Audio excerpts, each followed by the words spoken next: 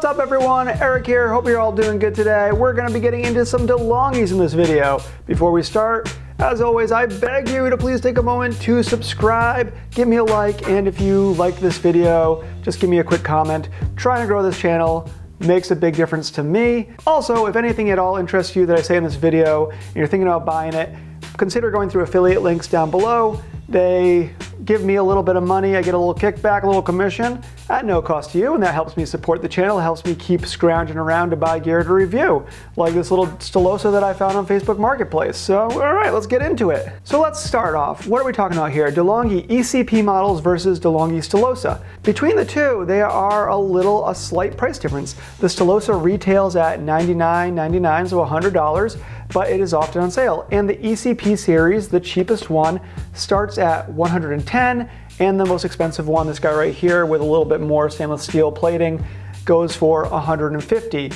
You can always find a deal on these. I mean, they're always cheap and they're always all over Facebook Marketplace. Finding one for a deal is not a problem. So what are the differences between these machines? Which one is worth your hard-earned money? The Stilosa has been getting a lot of buzz lately, $100 machine that's actually pretty decent, and the ECP series have been a favorite for a long time of the espresso community. Let's talk about, before we get into what makes these machines different from each other, let's talk about what makes them the same. They are both single boiler espresso machines. So it has a actual boiler, which means it has a little vessel that acts kind of like a kettle. It heats up some hot water in there, it stores it in there, and when you turn on your machine, it lets that hot water out. Breville's, things like that, have what is called a thermoblock, or in Breville's case, a thermocoil, which it has a instant heating system where it runs water through a really hot coil and it just comes out hot right at that moment. These have a little vessel that needs to heat up. So just like your kettle on your stove, it needs to get it all nice and hot and then it's ready to use. A lot of espresso geeks, a lot of people who are into coffee prefer that because you have better temperature stability. So that is a plus for these. They have excellent temperature stability. Another plus in these machines is they have, because the boiler is right here at the top of the machine, it is positioned over what is called the group head, which is the part where your portafilter snaps into. These group heads are heated. They get very hot. And that is a good thing because that's more temperature stability. So once your water is hot up in here in the heating system in the boiler, it's not going to be run through some cold metal. It's not going to lose temperature. There's very few machines that have heated group heads in the sub $1,000 category. So it's cool that some of the least expensive machines out there have that. A little bit about a single boiler machine like these guys. That means you can either pull a shot or steam milk one at a time. You cannot do both at the same time. Now, steam is hotter than the water that you're going to want to brew your coffee at, so it does take a little bit of time to heat up the machine to be ready to steam your milk. So that is one thing to notice, that if you're going to be pulling your shot of espresso, you're going to have to wait about 30 more seconds before it's hot enough to steam milk on the steamer. Both of these machines, this one I've modified. I've actually taken it apart and put a different kind of steam wand on here, but both these machines come stock with what is called a Panarello steam wand. A Panarello steam wand is a steam wand that has kind of a strange little tube around the steam wand, which allows it to add air to the milk for you. So you don't need to be a latte artist to get a frothy cappuccino. If you like frothy milk, it will do that for you. The milk texture is not bad. It's not easy to do latte art with this steam wand, though with a couple tweaks you can actually make it work for that. And I will get into how you can modify these machines with very little effort in the next video that I make about Delonghis. Both of these machines come with pressurized baskets.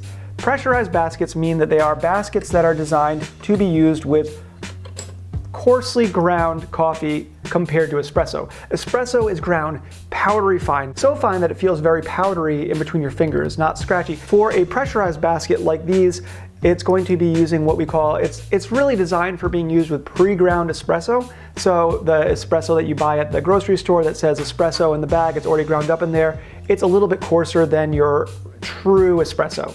So it is designed for that. You can also use a coffee grinder with this. You won't be able to get it fine enough with a blade grinder, but if you have a coffee grinder that goes fine enough for stovetop espresso, you can still grind coffee fresh with this.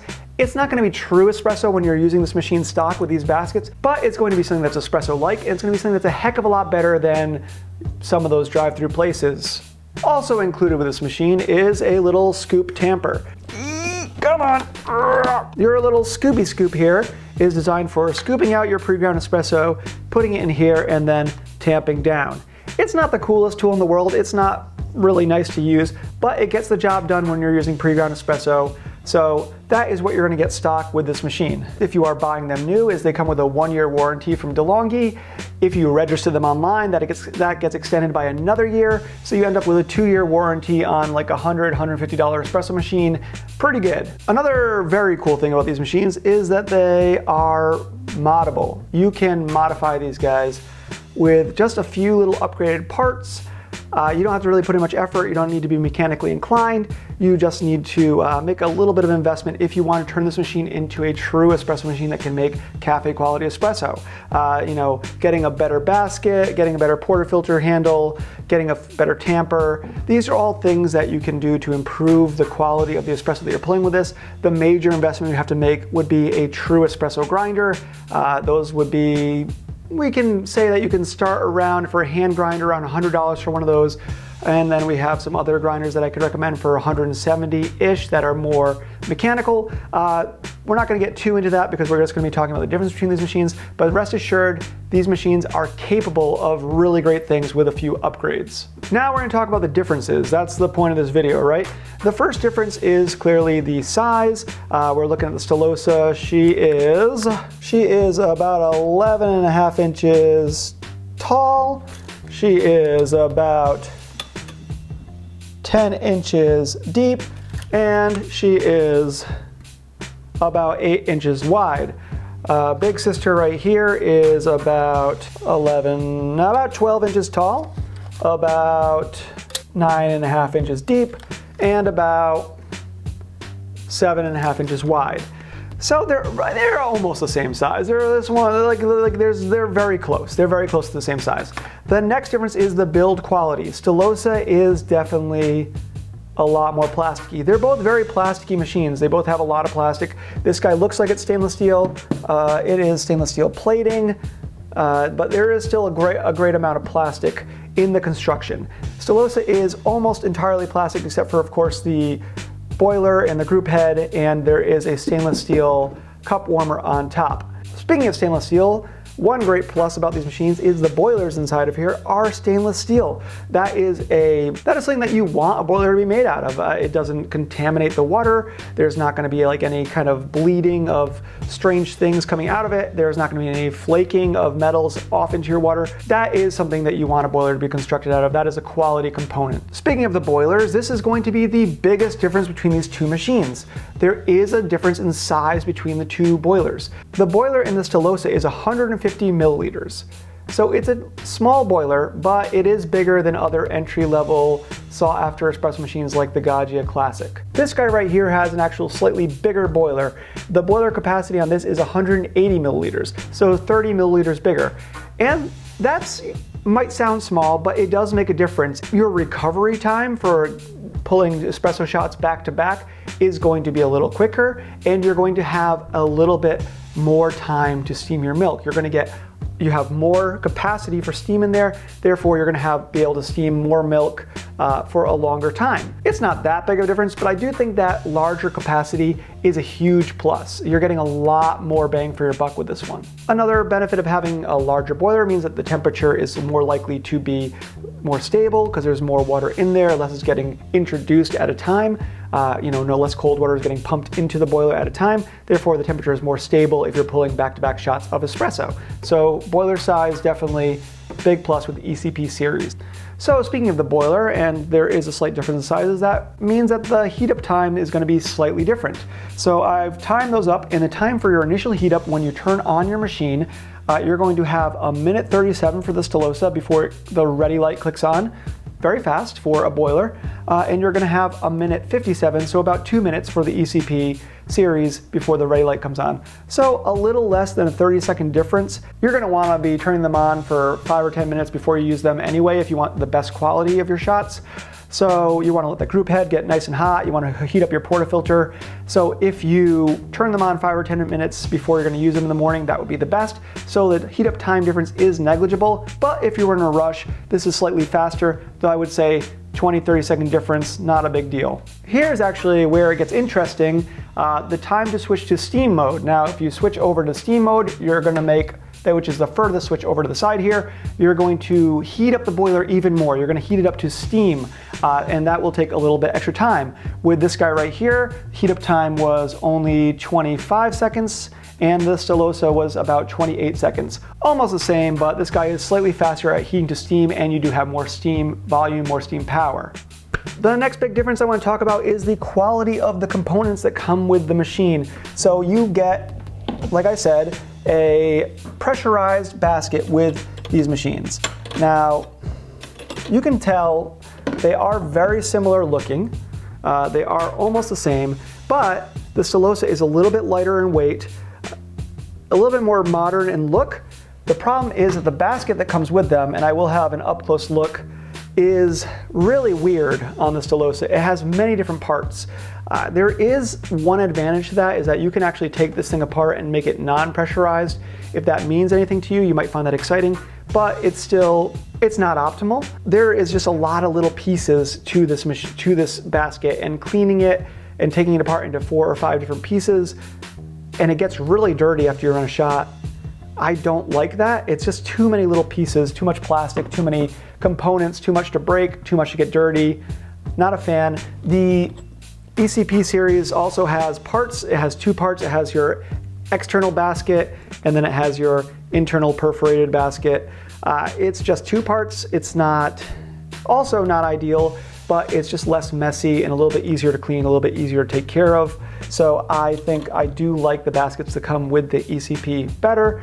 Though if you found the Stilosa on a deal on Facebook or something like that, it's still a good machine, don't get me wrong. The next difference between these machines is the water tank. They both have removable water tanks, which is nice. It's convenient for whenever you need to add water. There is a slight size difference in the water tanks. This guy right here is 37 ounces. This guy right here is about 33 ounces. Not a big difference.